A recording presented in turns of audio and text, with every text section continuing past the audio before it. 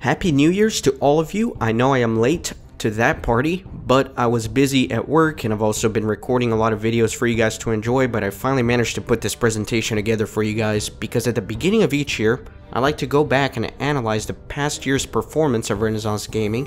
I like to acknowledge some questions, concerns, and address some general trends that I've noticed from you guys, and I also like to look forward towards a new year and give you insight as to the future of Renaissance Gaming.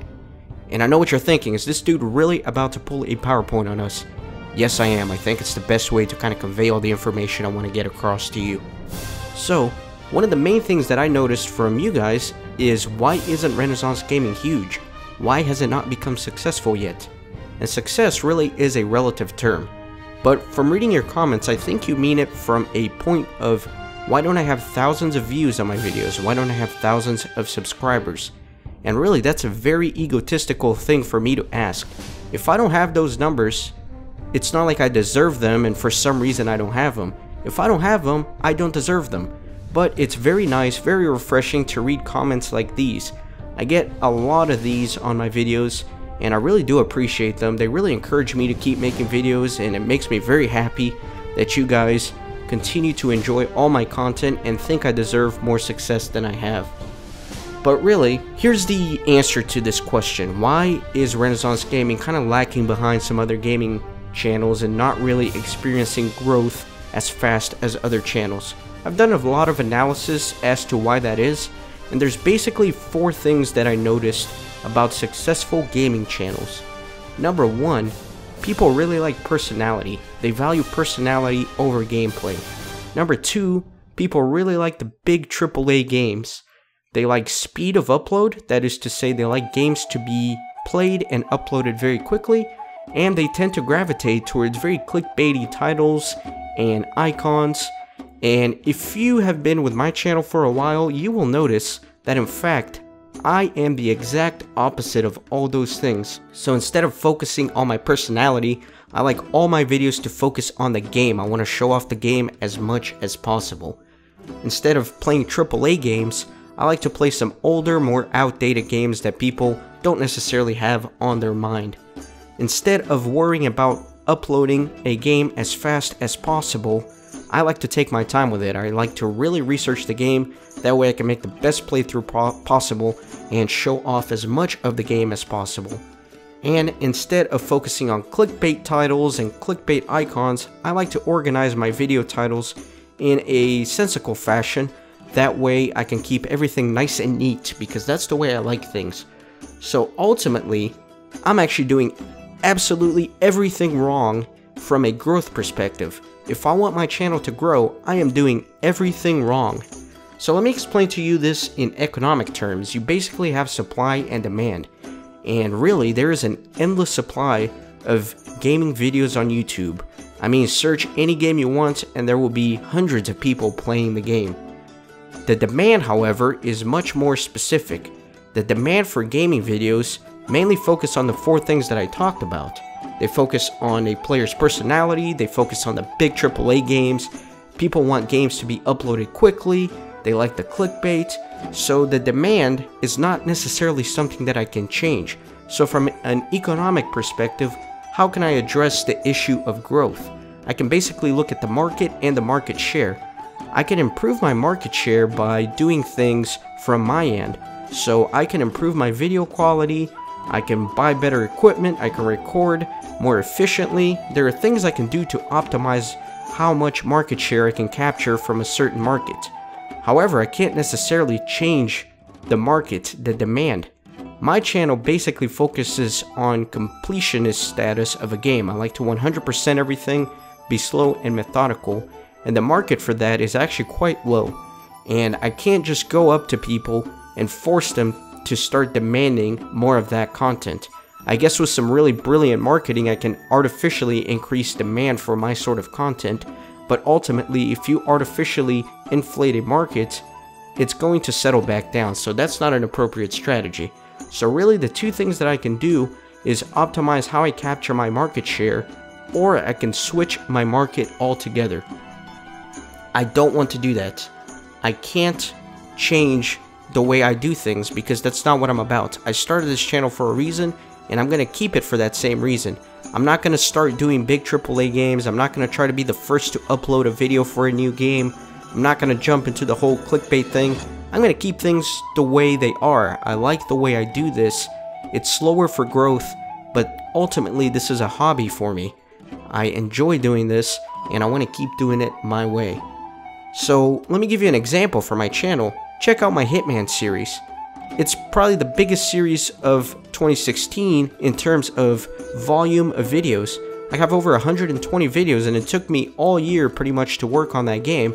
But if you look at the videos, they're barely getting any views. They're getting maybe 10 to 20 views per video, which is nothing.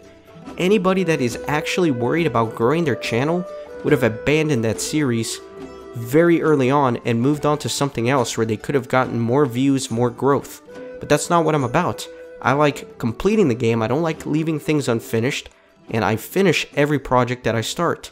So really, that's a very bad move on my part to continue the Hitman series when there really isn't a very good demand for it on my channel.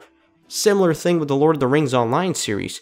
I have a very passionate, small fan base for that, but ultimately, the amount of effort it takes me to keep playing and uploading Lord of the Rings Online is not equivalent to the payoff that I get in terms of video views. But I'm going to keep doing them anyways because growth is not my goal here. And that basically answers in a nutshell why isn't Renaissance Gaming huge. But again, I do appreciate all these really positive comments about how much you enjoy the channel and everything, and I want to take a moment to reaffirm my commitment to keep the things the way they are. I'm never going to edit videos to take out music that may get a copyright claim. I'm never going to not 100% a game. I'm going to keep doing things the way you guys have grown accustomed to here at Renaissance Gaming. Now, in addition to all these positive comments, I do have some other comments that I get on my videos. I get haters, I've gotten developers, and even legends. Check out this hater. Brush, you so big ass dick, your channel sucks, make better videos. And then, look at this, I got a developer for one of the games that I played to comment, which was really cool. So this was an exciting comment. One of the developers from SteamWorld Heist commented on one of my videos. That was pretty cool. And then, drum rolls please. This is the best comment I received in 2016, and this guy is a legend among YouTube users. Seppo Bastion says, "Hi mom, this guy is a legend, absolutely epic." So let's kind of break down some statistics for 2016.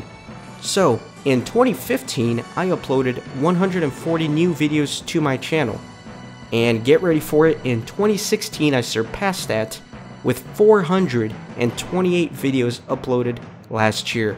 I can't believe it. I knew I uploaded a lot, but I did not think that I uploaded this many. That equates to a 306% increase in the number of videos. A lot of those were short with some of the Hitman videos, but a lot of them were long, and I wasn't really just trying to pump out volume, it's ultimately just the way things ended up.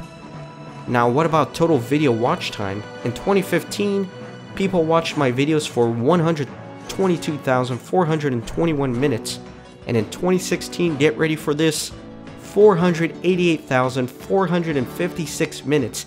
That's insane. That is almost a 400% increase from 2015, and that's equivalent of 8,141 hours or 339 days, almost a full year straight of watching videos. Pretty cool to think about that. What about total video views? In 2015, I had 17,838 new views, and in 2016, and I still can't believe this, 87,352 new views. That equates to a 490% increase in video views. So you know what? All this talk about my channel being stagnant and not being very successful, we're still experiencing a lot of growth. How does this video view break down per day? So in 2015, I was averaging about 48 views per day. Last year in 2016, 239 views per day. That is almost a 500% increase. So again, a lot of progress.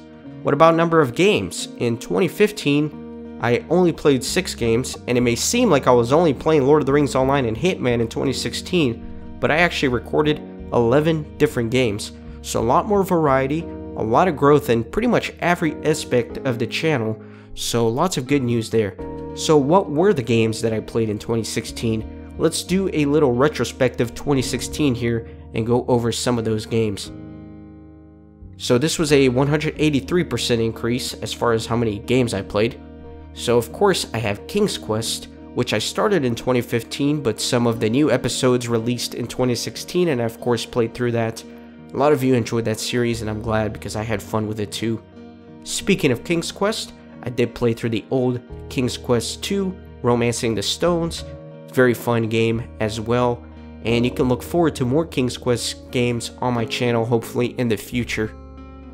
Next up, I played Knights of Honor, a strategy game which I don't have too many of on my channel. I would like to do more.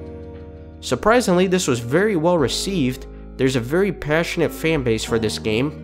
Very small fan base, but a lot of you really enjoyed what I did with this series, and I enjoyed playing through it as well.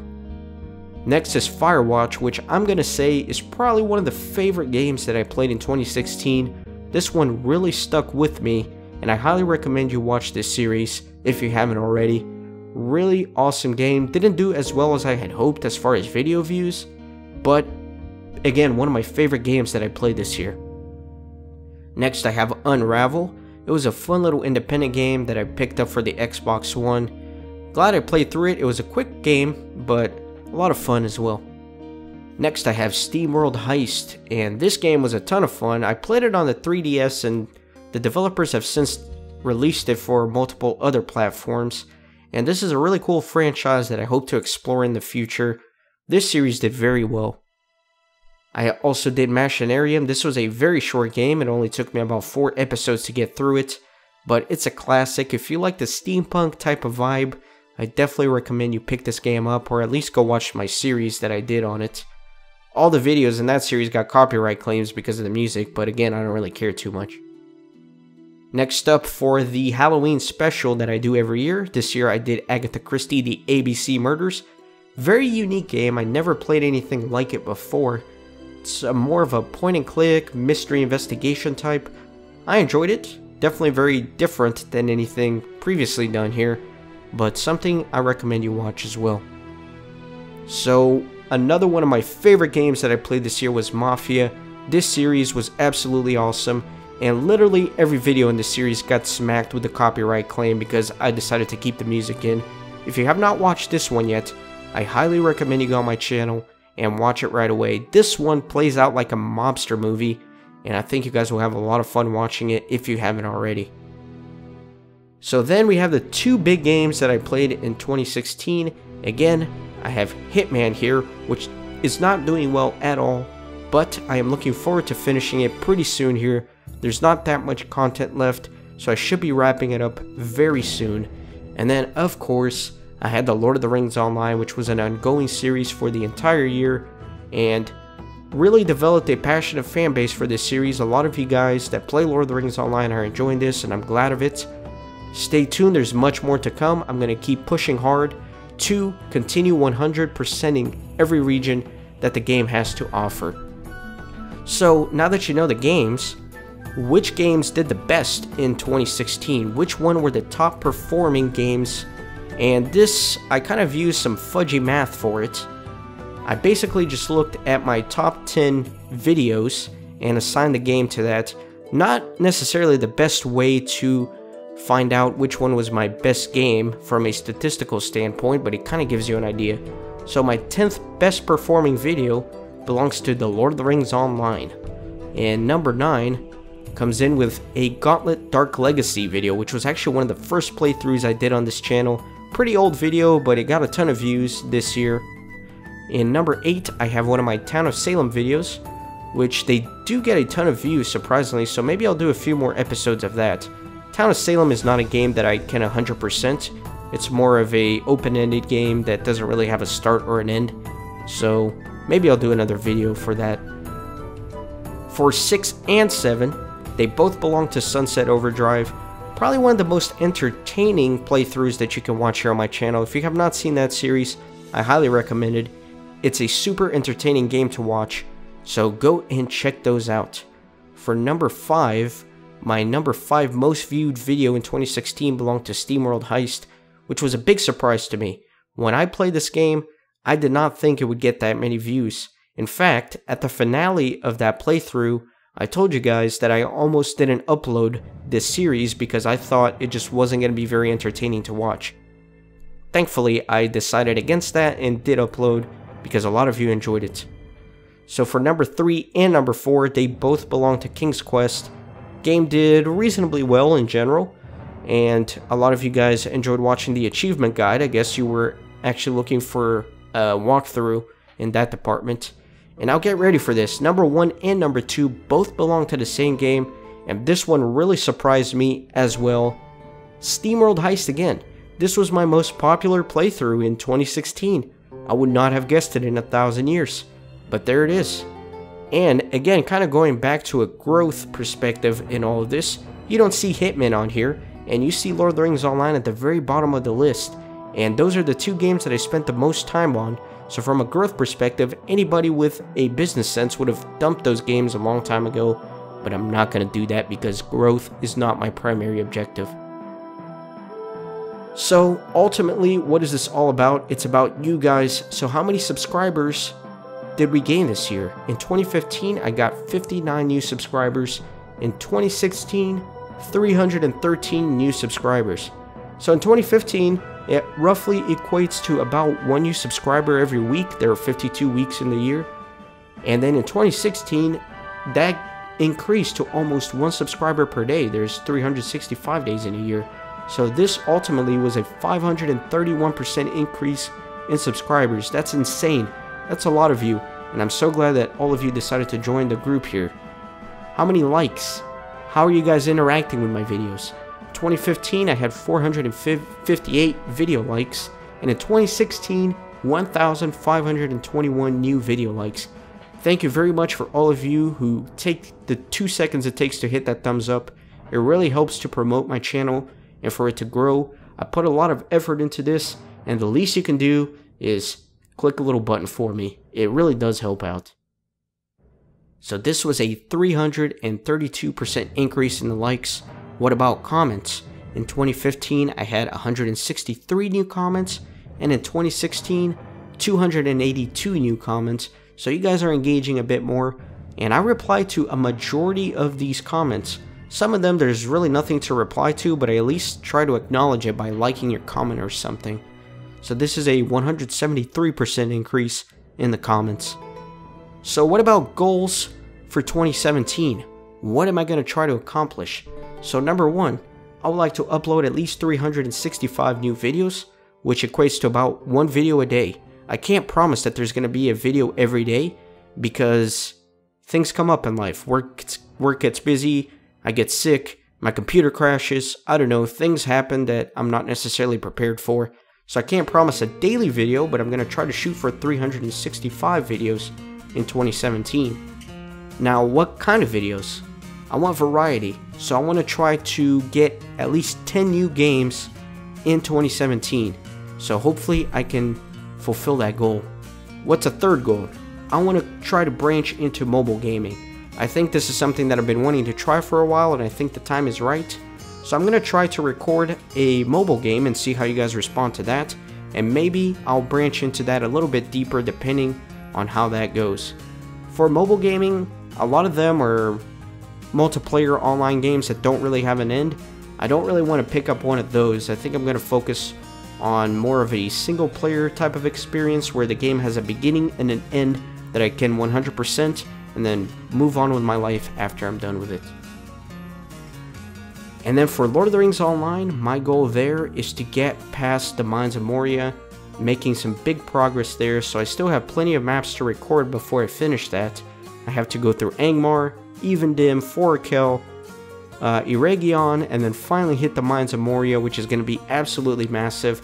But if I can get through that before the end of the year, that'll be very cool because that will be a lot of progress in that department. I kind of pulled this goal out of my ass because honestly I don't know how realistic it is, but I'm going to try my best. And setting the goal kind of keeps me accountable, I think. So now for the part that you've probably all been waiting for. What games am I going to be playing in 2017? Well, I want this video to be completely spoiler free, so you're going to have to subscribe and find out as I do the games. Wait, what is that? Do you guys hear that? Shh, shh, shh. Do you hear that music? What is that? What is that? No, get out of here. I said this was going to be a spoiler-free video. I don't want to give any hints as to the games I'm playing. Oh, what's this new music now? Oh my god, what's going on here? No, I don't want people knowing what games I'm going to play.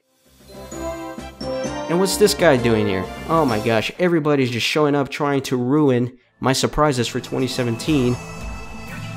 Even this guy showed up. There's no minerals to dig around for here. What is going on? Oh my gosh, these people are just popping in left and right. I'm gonna have to cut off the video here before there are any more spoilers. If you guys didn't see your favorite video game character there, don't worry. That's only a sneak peek at some things to come. There's plenty of other games that I have planned, and also perhaps even games that haven't even been announced yet that I'll pick up in 2017. So I hope you guys are excited for a brand new year of Renaissance Gaming.